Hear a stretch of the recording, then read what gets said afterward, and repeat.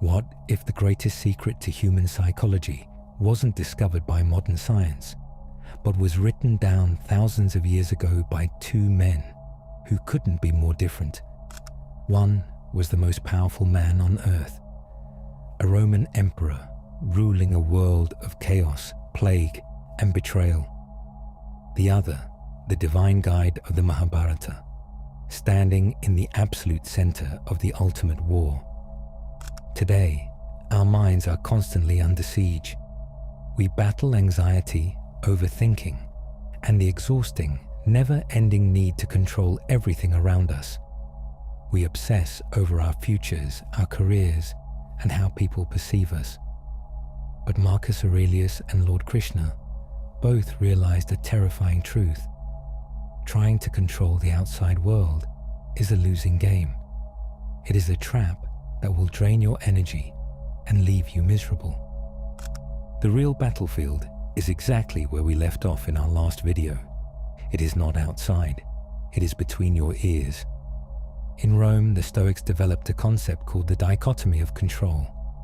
Marcus Aurelius wrote to himself in his private journal, "You have power over your mind, not outside events. Realize this, and you will find strength." He understood that he could not control the weather, the invading armies, or even his own reputation.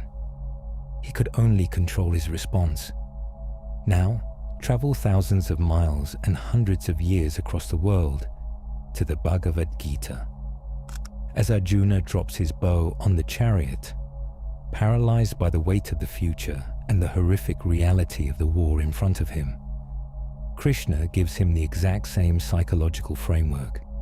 He says, "You have a right to perform your prescribed duty, but you are not entitled to the fruits of action." Let that sink in. They are both handing us the exact same key to human liberation. Do the work, fight the battle, but completely and utterly detach yourself from the result. A lot of people misunderstand this.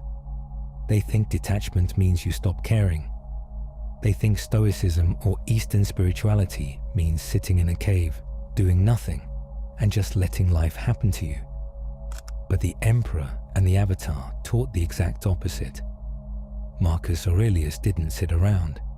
He ran an empire. He led armies. Krishna didn't tell Arjuna to walk away from the war.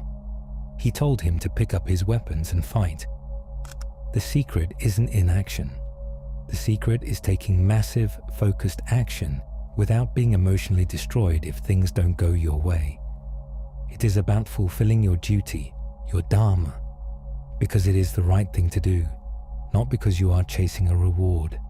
Aurelius called this safe space the inner citadel, an invincible fortress in your mind that no boss, no collapsing economy, and no personal tragedy can break into.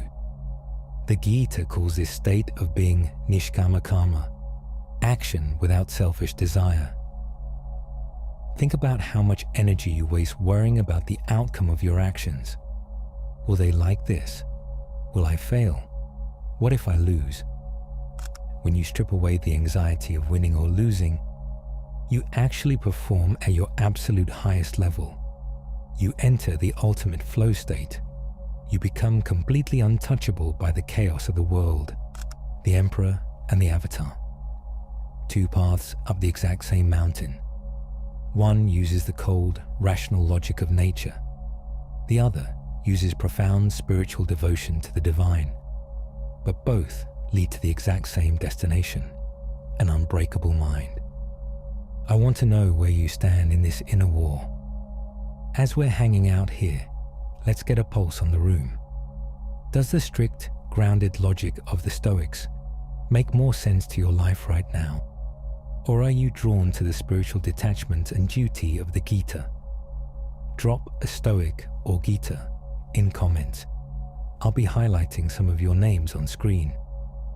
Let's see which side of history this community leans toward.